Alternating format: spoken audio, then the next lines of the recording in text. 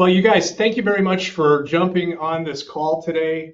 I'm Justin Samsel. I'm with XCal Tech.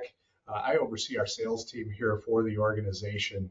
XCal Tech, for those of you who do not know us, we're a 31-year-old managed services company based out of the Chicagoland market. We have been always privately owned, operated right here in the area. And we're supporting clients, literally over 1,000 clients now across 4 states.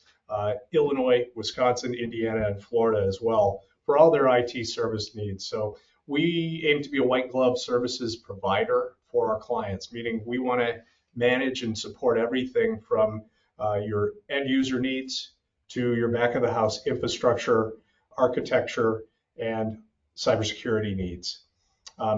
Couple of things real quickly about us. What you're going to find from XCal Tech that's different against the other players in the market for managed services. We answer your phone calls, our help desk team, our technicians answer your phone calls in less than 15 seconds. So that's not a receptionist. You're not leaving a voice message. Our help desk team answers those calls in 15 seconds or less. With that, we remediate 95% of those tickets in less than 15 minutes.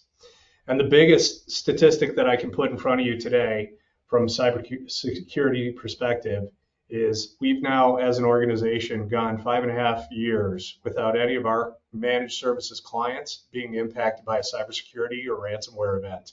And we're very proud of that because the majority of the industry, managed service providers, average 1 to 2 cybersecurity breaches amongst their client base every quarter.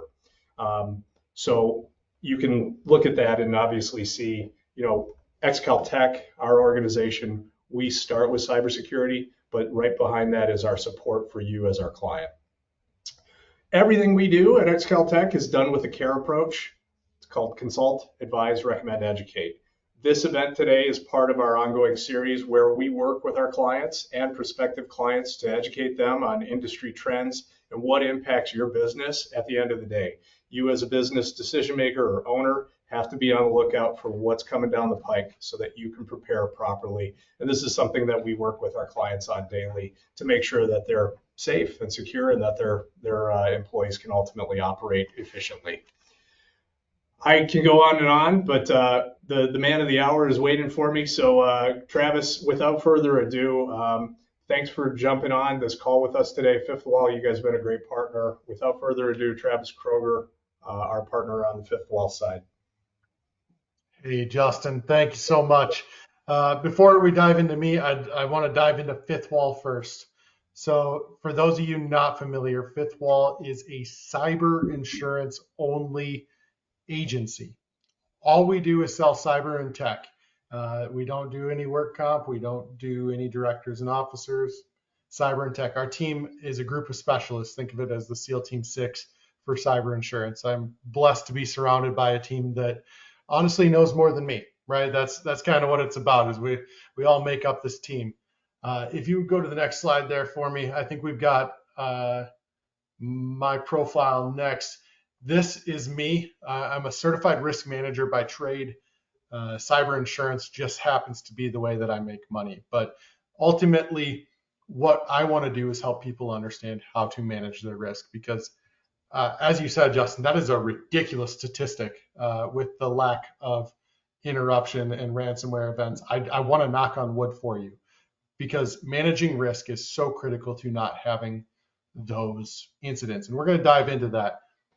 My cell phone is right there on the screen. If you want to text me and have a question about cyber insurance, I usually answer my phone, not within 15 seconds, but it might be within an hour or two. My email is a great way to get a hold of me. LinkedIn's a great way to follow what's going on in the industry. And Calendly, if you want to do business with me, that's the best way to get on my calendar. I think we've got some housekeeping next. Ben, you want to take that one over? Yeah, so just really quickly, everybody is muted who's an attendee, but if you do have any questions along the way, I'm just going to refer you to this icon that I have in red up here in the top right-hand corner where it says submit a question. You can type a question into there at any point in time. I'm going to be keeping track of any questions that get submitted, and we'll make sure that those get answered before we wrap up this webinar. So that was pretty much it. So I'll go ahead and throw it back to you, Travis.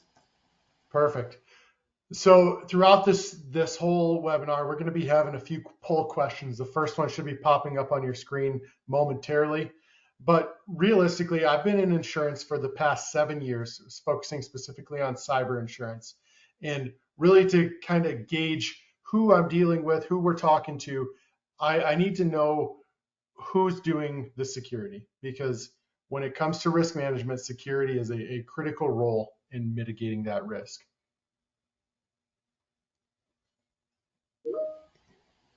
Just giving everybody a couple more seconds to vote.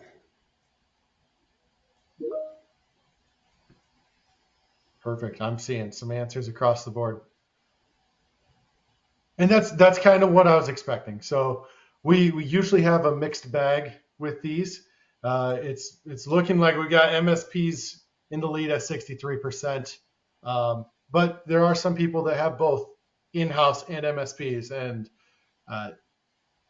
Justin and Ben, you guys can probably speak on this better than I can, but having that cohesive unit is so critical when it comes to an in-house IT team and an MSP working together. So today's journey, if you want to go to the next slide there, Ben, we're going to be running through the principles of risk management. I think you need to understand what risk management is before we dive into the transference of it or insurance. Understanding how cyber insurance can become a strategic asset, maybe not on your books, but for sure in the mindset of when you're budgeting. And next, we really want to make sure that you understand what type of insurance you need for your business. Go ahead, next slide, please. And we're gonna dive right in. So the principles of risk management. Risk management, if you can see my camera, I'm holding my hands out nice and wide. There's this cost of risk, this huge number that every single business has. And in order to come up with that number, we need to identify the internal threats, like human error or malicious rogue insiders, the external threats like hackers, ransomware, phishing attacks. We need to identify those. Then we need to assess the likelihood of those things happening and the potential impact. And so when we're talking about likelihood and potential impact, we need to prioritize which risk needs the most attention based on how damaging they could potentially be to your business. So you got those two, identify and assess. Next comes the mitigation. So on that big risk picture we were talking about, mitigation is a majority of what your MSP and your security team do. They take that risk and they chop it away to where all that's left is this little itty bitty tiny piece, which actually isn't that tiny because your total cost of risk can be millions and millions and millions of dollars. And then we figure out what percentage of that we need to transfer. And that's where I come in. That's the cyber insurance. That's your legal agreements between your suppliers, your customers, your vendors. That transference of risk is simply taking that number that's left and giving it to somebody else, whether you pay to give it to them like insurance or you contractually do it in your agreements that you have with your customers and your vendors. Next slide, please. There are two kind of major approaches to risk management, especially cyber risk management. There are the proactive and the reactive. The proactive are the ones that say, hey, I'm going to do everything right so that I never have to rely on insurance. The reactive says, I'm going to buy insurance so I don't have to do everything right. As you can guess, when the insurance companies are working with you to sell you a policy, if you are a proactive customer and you are doing your regular risk assessments, employee training, you guys can read the page, incident response plan, you get a much better policy for a much lower rate because you are proactive. You are mitigating risk that insurance company doesn't have to. You mitigate risk by spending money on cybersecurity. The insurance company mitigates risk by charging you money. So on the contrary, if you're a reactive, If you're, you know what, I don't want to invest a lot of money in cybersecurity, I'll do the bare minimum, but that's about it. I'll buy an awesome insurance policy. And there are people like that out there. What you're going to find is you're going to have a very expensive insurance policy that doesn't perform as you expected. These are the types of policies that give the insurance agents a bad name, right? You hear about insurance companies not paying claims. Typically what that is they're paying exactly what they're contractually obligated to do. And if you are a reactive customer, if you have that reactive risk management style, those insurance companies look at you as a much larger risk. They charge you more money and give you a less than superior product. Next slide, please.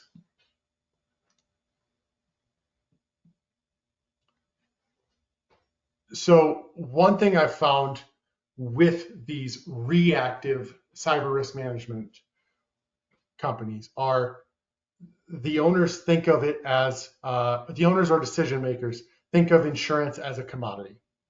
All of them are the same. We're looking for the cheapest. That's not true. As we just discussed, like there's a lot of variables that go into finding the right insurance policy for you. Next, they think that it's straight up too expensive. They already spend a large amount of money on a cybersecurity platform, whether it's through an MSP or an internal IT person. So they don't need insurance, right? Because that's what their mindset is. They are spending their money here, so this risk is small. They'll just save the money over here. It doesn't add their business any value. And this stinks because they don't think about in the event of a claim, how this impacts their customers, how this impacts their vendors, how this impacts their brand, their reputation. What they're thinking of is purely dollars and cents, which stinks, right? Nobody likes spending money. Nobody likes buying something that hopefully they'll never, ever have to use. Ben, if you'd advance it one more slide or just one more animation. So right here, the number one thing I hear is it'll never happen to me because I'm too small. I'm located in South Dakota, right? Located in a small podunk town. Facts are you're more likely. You're low-hanging fruit. If you're not doing the proactive risk management, if you're kind of relying on that reactive, we'll just let insurance pick up the bill, odds are you're going to be an easy target. Next slide, please. Yeah, Travis, just to chime in on that, that's a conversation that we have basically every day with prospective clients or even existing clients that have, maybe only used us for project work or time and materials over the years. There are clients out there that don't think they need to be on the lookout or protecting their business from the bad guys. And the reality is they are what the bad guys consider low-hanging fruit, meaning the bad guys know you're not spending the money that's necessary to protect your business. They also know that chances are if they compromise your business, you're going to not have a choice but to pay that ransom because otherwise you're not going to exist as a business. So they're betting on you being lazy or complacent. So it's a conversation we have constantly with prospective clients and existing clients to keep them informed and involved. That well said. So can you guys hear me? Yep. I just switched microphones. I just realized that I was picking up some background noise because I was on a secondary microphone. So hopefully you can hear me better now. Good. Going exactly what you said, Justin. Like they think it'll never happen to them. And when you get in that mindset of, hey, you know what? I'm 10 foot tall and bulletproof. What happens?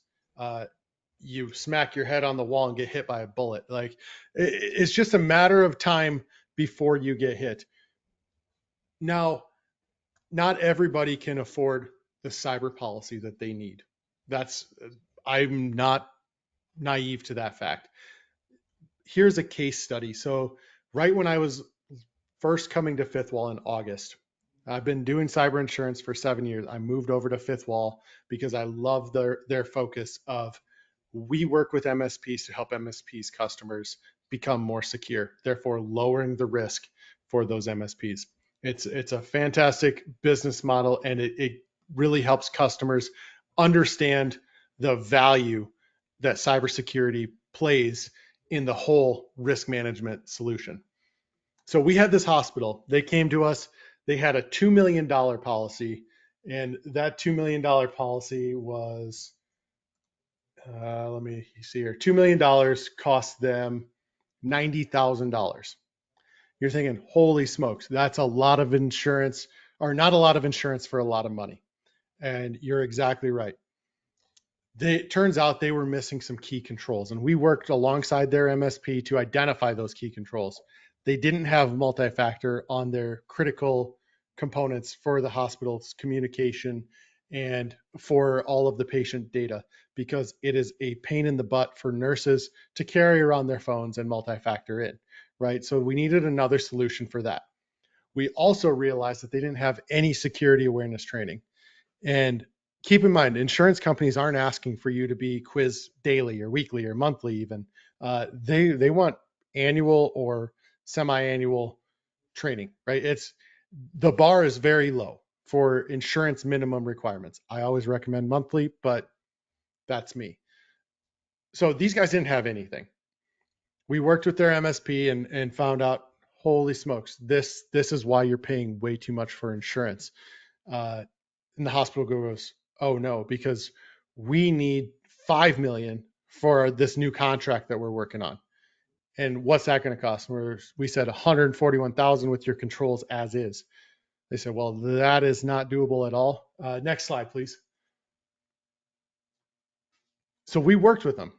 We worked with their MSP. We worked with the insurance companies and said, hey, here's the deal. They know that they have these two downfalls that you guys are paying attention to. We're going to get them fixed. The MSP said, yes, we're going to make that a top priority. And for a hospital, it took about 6 months to implement and about $38,000. Next page. But we were able to get them a $5 million policy once this was implemented, and we saved them $36,000 a year. They had a 40% decrease in their coverage or in their premium with a $3 million increase. So aggregate limit, for those of you not familiar with insurance vernacular, is the bucket of money that you get to spend or that you can spend every year on a cyber claim. So they went from a $2 million bucket to a $5 million bucket. Deductible or retention, you might hear those two used interchangeably. The only thing that's different is when you pay.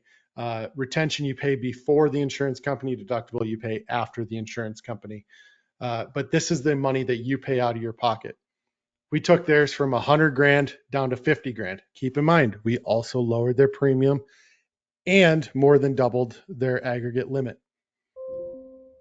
We also looked at their ransomware limit because that's a huge threat for hospitals. If a hospital goes down to ransomware and it takes days, weeks to bring back due to backups or decrypt, I mean, lives are at stake. So we ran our calculations and realized that they were between a $4 and $8 million average loss, and that included a ransom. That $250,000 ransomware sublimit was not enough. We are able to get full limits, and so a sublimit is a section of a limit. So of that $5 million bucket, they could only use one scoop of it for ransomware, which is not good. So we made it so of that $5 million bucket, they can dump the whole thing into ransomware if they need to. And that was a very it wasn't the most important coverage that we got, but it was worth mentioning. We brought their limit from 250,000 up to 5 million. And their cyber crime limits, this is that death by 1,000 paper cuts, right? This is your funds transfer fraud. This is your wire transfer fraud. This is your social engineering, business email compromise that leads to you sending money to people that shouldn't have received it. We were able to bring that from 50,000 up to 250,000, which is the industry norm. And I mean, I'll be transparent. This is an outlier. It's a game of large numbers. The more you're paying in insurance, the bigger these impacts are. So they went from a reactive company to a proactive company, and the insurance companies noticed. We also switched them from we'll get to this, but from a pretty basic insurance company to one that actually recognizes what these things are and rewards you accordingly. So there's multiple variables here. It's not like, hey, if I sign up with Justin and the team, I'm going to save $30,000 on my insurance. I can't guarantee you that. But what I can guarantee you is if you sign up with Justin and the team and you work with FifthWall, because what we do is we do cyber assessments for the Excaltech customers. And if you work with FifthWall and the team, we will tell you where your policy sits, whether it's with us or with somebody else. We'll tell you if it's good, bad, ugly. It doesn't hurt our feelings to say this is a great policy. Tell your agent they're doing a great job. But if you do have inadequacies, we can work with your agent. We can work with you directly to get them fixed. And part of that relationship is that gap analysis, identifying, in this case, the MFA on the critical systems and the employee awareness training being the two critical things that the insurance company was looking for. Next slide, please. There's another one of them polls. How much of your cyber insurance policy have you actually read? Justin, I want you to answer this question. My specific policy, those T's and C's I have not read through thoroughly, admittedly. It's so engaging. Most of I don't think most people actually read through every line of their contracts, and I think there's a lot of misconceptions and assumptions out there within this space. So another reason why we're having this conversation today is because people assume just because they have a policy means that it's blanket, coverage for them, and that is just not the case. They overuse that term umbrella and blanket.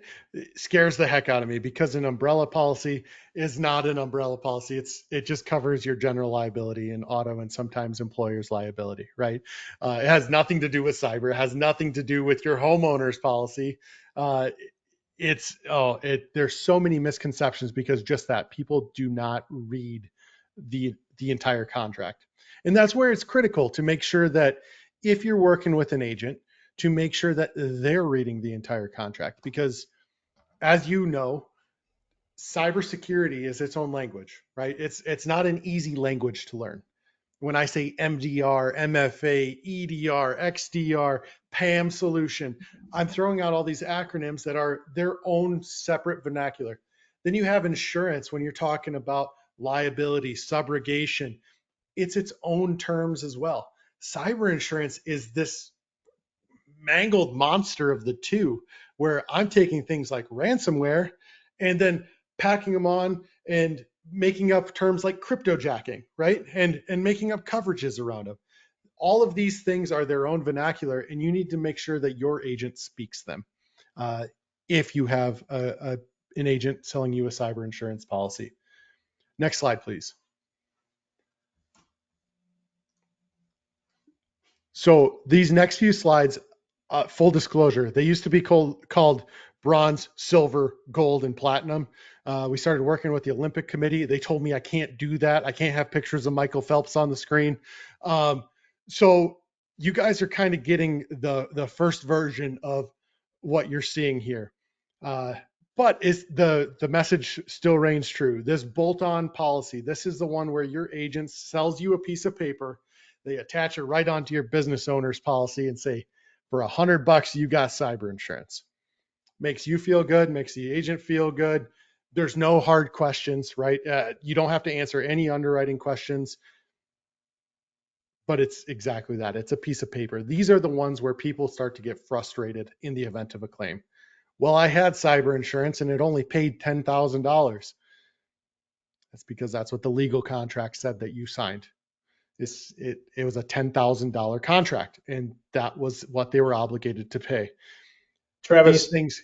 Yes, sir. Sorry to interrupt, but I mean, I would assume you also, being in the insurance industry, I'm going to assume there's a lot of people out there that are selling cyber insurance to their clients, and they don't even know what the heck they're selling either. So that's probably also concerning. I'm not saying FifthWall, but I'm saying it across the industry. There's a lot of people that are just selling it ignorantly. No, and that's a great conversation piece. So FifthWall, when we first started, it was actually out of a ransomware event. Our owner owned a paper company that got nailed with ransomware. They had enough foresight back in 2014 when this event happened to have cyber insurance. The cyber insurance claim was a mess because the agent that sold it didn't know what it was. The person who bought it didn't know what it was. The insurance company didn't do a lot of cyber insurance claims. It was a mess. And he goes, well, heck, if that's what it is today, I'm going to start a cyber insurance company. And that's how FifthWall was born. All we sell is cyber insurance. There aren't many agencies out there with that focus. So we actually help those agencies. We work with agencies. If you have an agent that you know and love that crushes your work comp or your property policy or general liability, but you want them to work with a cyber insurance expert, FifthWall can do that. We work with agencies. We work with customers direct. We're very, very flexible. But you're exactly right. There's no education out there, and it's not malice. They're not doing this to be mean. They're doing it out of ignorance, right? There's that fine line of, I don't know what it is, but I know it's important. So I'm going to do the best that I can, which is sometimes you end up with a bolt-on policy. Yep. Next slide, please. And again, you'll have to bear with me because that was bronze. This was silver, but this is the basic standalone policy. This is probably one of the most common policies out on the market. And again, there's no malice intended. This is offered by very large companies that have the market share when it comes to cyber insurance because they can pump them out in the thousands at a time, right? It's super easy to get one of these policies. The underwriting is a very minimum. They don't even ask for EDR. They're like, hey, can you go to Best Buy and get an antivirus? That's good enough for us. If you can get email or multi-factor authentication on your email, we'd like that. If you can't, we're just going to limit your coverage. It doesn't hurt our feelings either way. They want you to back up, but they're good with cloud solutions like OneDrive or even Google Drive, right? They don't ask for a true system backup. They're just looking for the critical spreadsheet or QuickBooks to be backed up. They don't make it offsite. They don't really care. They just ask a couple simple questions. And what's ugly about these are the gotcha clauses, right? They're the ones that on that declarations page, for those of you that answer that you read the declarations page, it looks good. Everything kind of checks out. You've got $1 million of coverage. Sublimits are $100,000, right? It's looking pretty decent. But then you start to read the endorsements and you realize that on ransomware, if you have $1 million of ransomware coverage and you get nailed with $1 million ransom, you're on the hook for $100,000 of that. That sucks. Likewise, if that insurance company has I think it's 6% of their customers get nailed with the same exact claim, your limits get cut in half. You can't control that, but those are the gotcha clauses that also kind of give us bad look. Next slide, please. But if you start falling into that proactive category, you're doing those things ahead of time, you start to qualify for what I'd say a majority of our customers have, the comprehensive coverage. This used to be our gold. So these limits, we can go as up to 25 million, 5 plus 20. We build towers of 5 million at a time because you have good coverage in place. You've got good controls. You've got good backups. You've got everything that you need. You're doing things right. And the policies are very inclusive. Those sublimits are usually 250,000. It's a good policy. There are a half a dozen carriers out there that do good policies. Next page, please. And here's our platinum. I left that because it is the best of the best. This is the one where you are not only doing everything right, you're doing things past what you're required to do. You're not just doing what it says for NIST. You're going above and beyond. You're not just doing what it says for HIPAA compliance. You're going above and beyond. You're testing. You have that incident response plan. You do those pen tests. You have every single system covered. You're working with professionals like Excaltech. What's crazy is you can get this added coverage for free. Usually it's the same price as those gold policies, but just since you're spending that extra effort in doing the right thing, you get rewarded by having a better policy for the same money. Next page, please.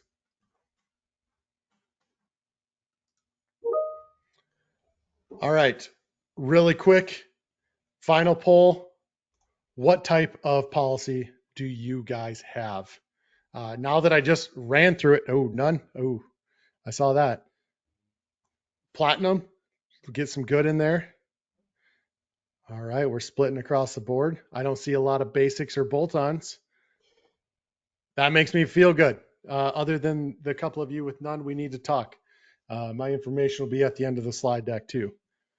But that's a lot better than I was expecting. We have some good people doing the good things. Now the real question that I get more often than not is, how much insurance do I need? And there's a mathematical formula, and this is a gross oversimplification, so bear with me. First, we need to identify, and then there's a little mathematical formula that you take those risks and you multiply them by the likelihood and potential impact. It's a math formula, and then you subtract all of that you mitigated. And then once you have that number, you figure out how much of that you're willing to hold on to and you're willing to gut check, and how much you want to transfer. But that process sucks as a business owner. And that's why you can lean on the insurance industry. Since 2020, we've had enough claims data to figure these formulas out for your industry, given your revenue, location, number of records. Next page, please, Ben. And this is a sample of one of the reports that we run. This is our cyber risk report. What we do is we quantify that number. We tell you over 5 days, you're going to lose X, most likely. Over 15 days, which is the Cybersecurity Infrastructure Security Agency, they say that's the average downtime for a business interruption or ransomware event, that you're going to lose this amount. And based on that data, I would say you need a limit around this, right? So there we have the technology, and that's part of what we do for the Excaltech customers. Yeah, I was going to chime in there. So, in tandem with, of course, what we've partnered with FifthWall to help us with, we're also providing to our clients with our TSS, our Total Support Solutions plans. We're also proactively building into those service plans, annualized, if not biannual, or in some cases even quarterly, cybersecurity testing, your end user training. These are all areas that, of course, Travis is speaking to right now, where some of the other MSPs out there, they may talk about it, but we're trying to be in the forefront of keeping our client base educated so that, again, we can carry forward with this amazing track record, but also help you guys as our clients continue to protect your business and carry on and be successful without, of course, being compromised or even, worse situations. Hey, Justin, would you mind touching base on the programs that we've been working with that help your customers fit into that gold and into that platinum type of coverage? Because I've noticed, especially with Excaltech, there are already like predetermined tracks that get you guys qualified for these really good policies. Yeah, correct. So again, Excaltech, we try to be the front runner, the industry leader in what we're providing to our clients on the cybersecurity side. So part of that is building in the ongoing education of those users, and that's going to be in our TSS level service accounts or plans. So our ultimate, our premium, those are going to be our high-end plans. So in those, again, you're going to have ongoing coverage and training for your users, ongoing threat management and IDS, IPS monitoring, SIEM solutions on the high end.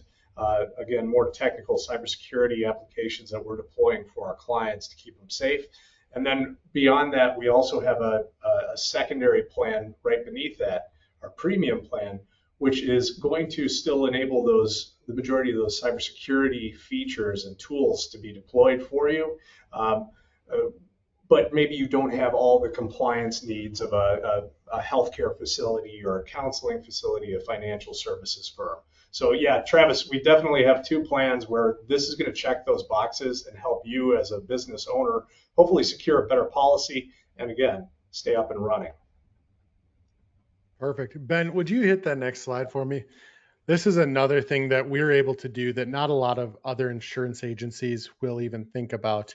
So we do a price benchmarking.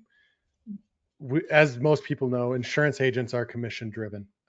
So when I go out and tell you, you could be paying $43,000, but I can get you an $18,000 quote because you do everything right, it's really not in our best interest to do that. But we do it because when we're partnering with these MSP partners, we can show the value that what you're investing in this risk mitigation is paying off in the risk transfer. So like that hospital, you could be paying $90,000 or you could be paying $54,000, right? That, and we also tear apart your existing cyber policy if you have one. For the few of you out there that don't have one, we'll show you the ins and outs of what a good policy looks like and find one that fits your industry. And Travis, one more slide. Yes. Oh, sorry, Yeah. sorry to interrupt. Question just came through. Person is asking, how long does it typically take to actually begin the process of adding on or applying for cybersecurity insurance for my firm? What does that look like? How long does that process take? How intensive? That's a fantastic question. So really what it comes down to is revenue size. If we're in under $25 million revenue, small, medium business, what we find is we can turn that sucker around in less than a couple days. So the initial application takes as long as you take to answer it. And then once we get it, we can work with our network of 52 insurance companies to find you the best policy at the best price as quick as possible. If you're one of those proactive users that has everything going for them, it's almost instant. There are companies that we can get a quote on in less than 5 seconds. If you have some work to do, it maybe takes some finessing. It might be worth implementing some policies and procedures before we go to the insurance company. That can take a week, maybe two, but it's a lot less than most people think. It's not the general.com where you go on and get insurance now, but considering you're working with real human beings to protect your business, I'd say we're pretty darn quick. Okay. Thank you. Yeah, absolutely.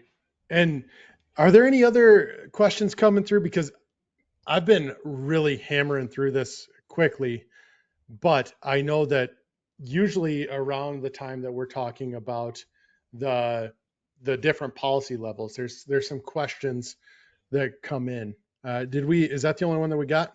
No, I've got another one here that just came through. So, financial fraud, how is that handled? How do I prepare my business for a financial fraud attack?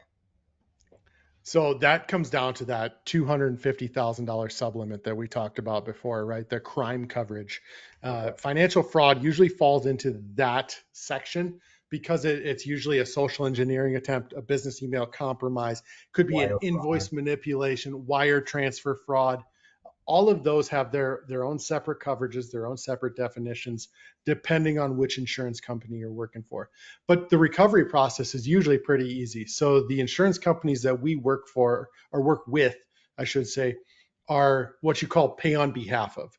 So the forensics, the legal, all of that will be paid for by the insurance company.